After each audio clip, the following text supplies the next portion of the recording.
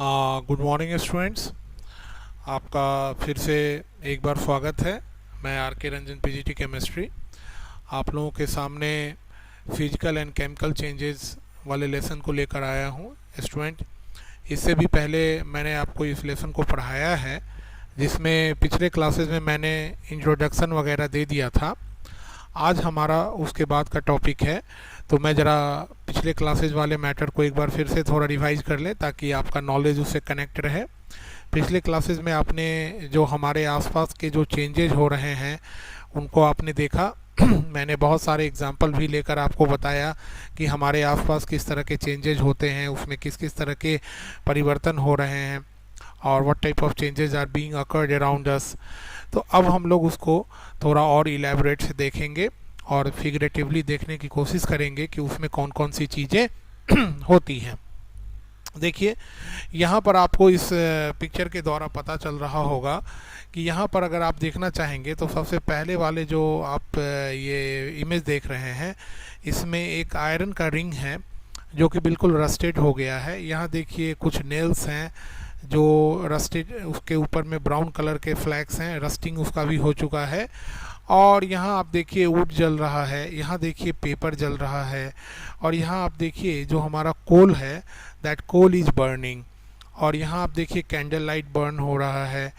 यहाँ देखिए कुछ जेली नुमा चीज़ें प्लास्टिक्स वगैरह की हैं, this is also getting changes into the different forms. Here something is boiling, cooking. Here you see the cooking is being carried out over here.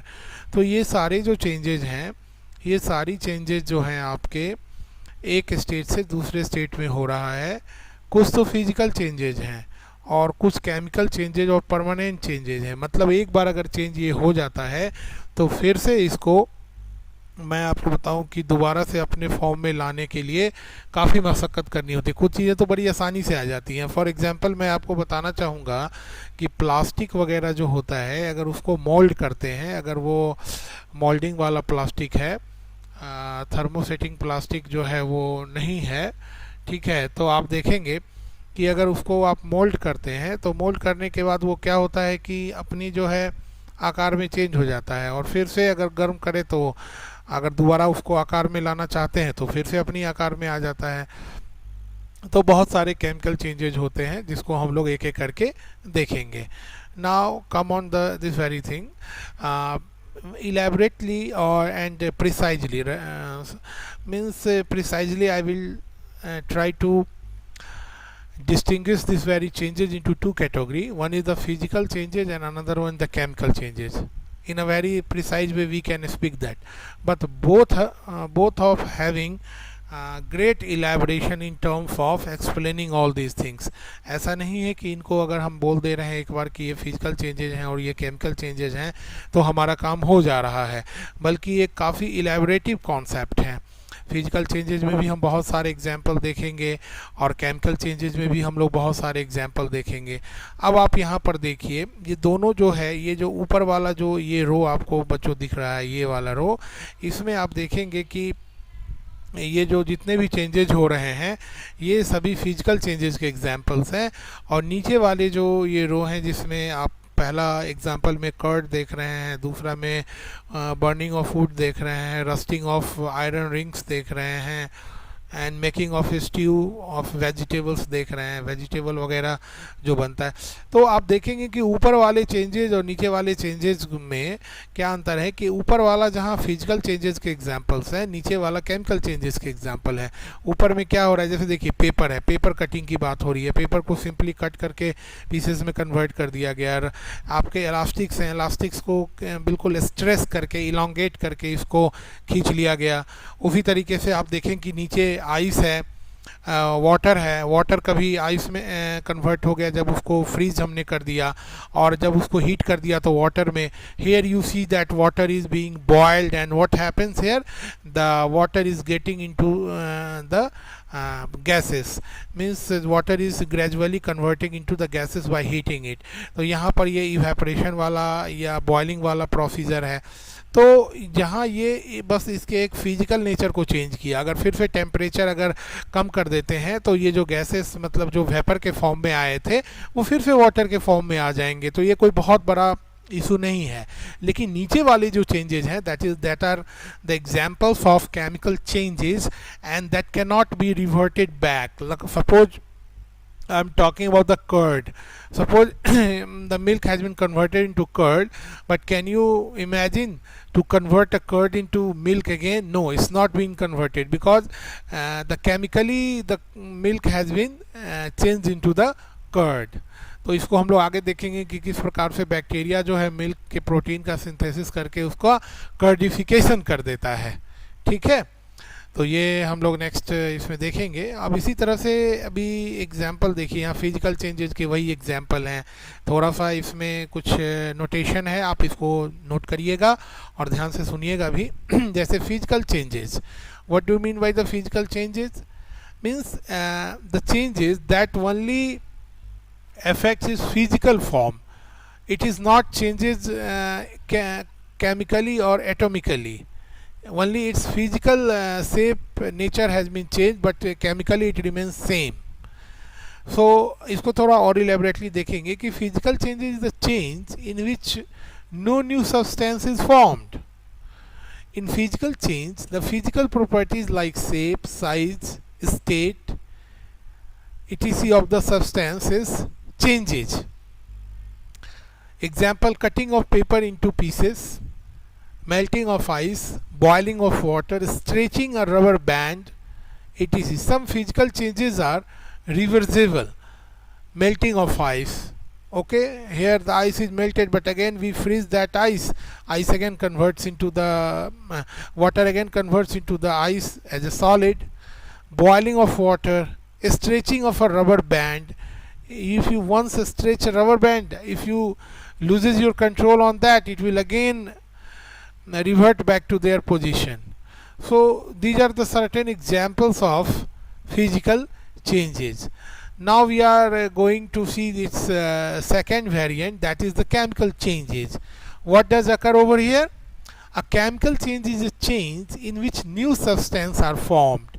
A new substance is also called, a chemical change is also called a chemical reaction. Example में देखिए, आपको पहले भी बताया था, जैसे rusting of iron, burning of wood, formation of curd from milk, cooking of food. अब यहाँ रस्टिंग ऑफ आयरन, मैंने आपको बताया कि आयरन जो है जिसका एग्जाम्पल Fe होता है, वो वाटर और एयर के प्रेजेंस में, ऑक्सीजन के प्रेजेंस में एक कंपाउंड बनाता है जिसको हम लोग आयरन ऑक्साइड बोलते हैं, and that is the rust. उसी तरीके से आप देखेंगे इसमें क्या है, आयरन ऑक्साइड एक नया कंपाउंड बन गया आयरन से, आयरन ऑक्साइड।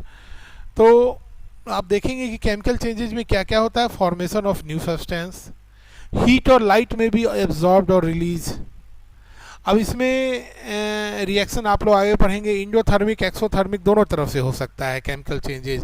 जब हमको हीट बाहर से अंदर की ओर लगाना पड़े सब्सटेंस में तो हम लोग इसको इंडोथर्मिक बोलते हैं, और जब हीट रिलीज होता है तो हम लोग इसको एक्सोथर्मिक बोलते हैं। तो rusting of iron, burning of wood, लकड़ी वगैरह का जलाना, formation of curd from milk, मतलब दही से, दूध से दही का बनना, ये सभी एग्जाम्पल्स केमिकल चेंजेस के हैं। Cooking of food, cooking of food में क्या होता है, जैसे स्टार्च हो गया, आपको मैं बता दूं प्रोटीन्स हो गया, इनका जो है ना फिक्सेशन हो जाता है हीट के बाद, ये जो है डीनेचर्ड हो जाते हैं, फिर ये आगे की ओर प्रोसीड नहीं कर पाते हैं, इनके जो बॉन्डेज वगैरह होते हैं ये ब्रेक हो जाते हैं।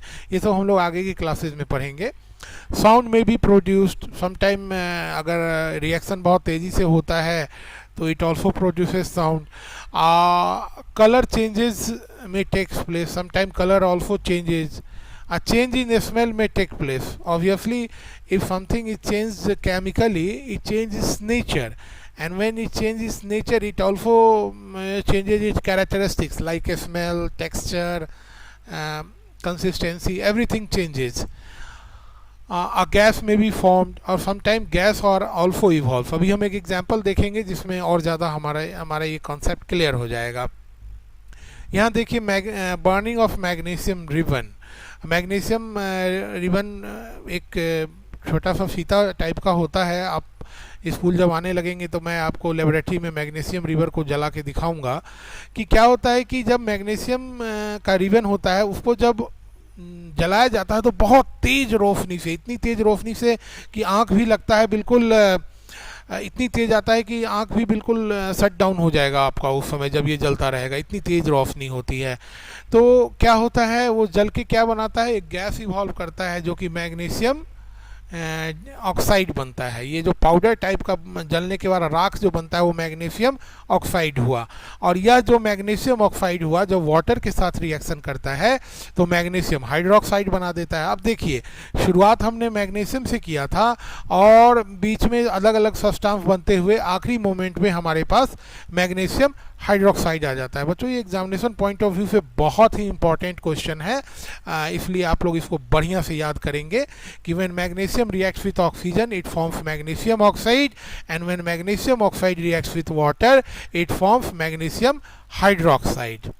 Okay, so this is one of the best and excellent example of chemical changes and chemical reaction, and it comes under the burning of magnesium. I am just reading out what is written on our screen so that you can better understand this written literature too.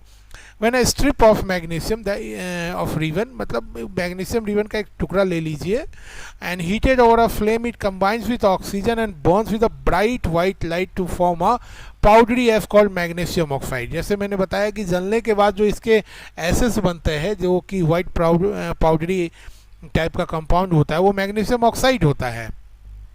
Reaction can be written as a magnesium plus oxygen, इस symbol is O2, magnesium का symbol Mg होगा, तो magnesium oxide बनाया। और magnesium oxide देखिए MgO when reacts with water H2O what does it form? It forms magnesium hydroxide MgOH whole 2. So students, I think that you must be clear about this very concept. आप इसको बढ़िया से बार बार इस video को देखिए, इसको समझने का प्रयास कीजिए, इस कॉन्सेप्ट को आप अपने क्लास वर्क कॉपी में नोट डाउन भी कीजिए, और अगर कोई डाउट होता है तो आप मुझसे ज़रूर पूछिए। तो हम लोग इस वीडियो में इतना ही तक रखते हैं, आगे हम लोग जो है सो फिर देखेंगे कि और किस तरह के इसके बेस्ट एग्जाम्पल्स आते हैं। तो टिल देन आप लोगों का बहुत बहुत धन्यवाद, आप इसी तरह से देखते रहें और अपने नॉलेज को इन्हेंस करते रहें। Thank you very much.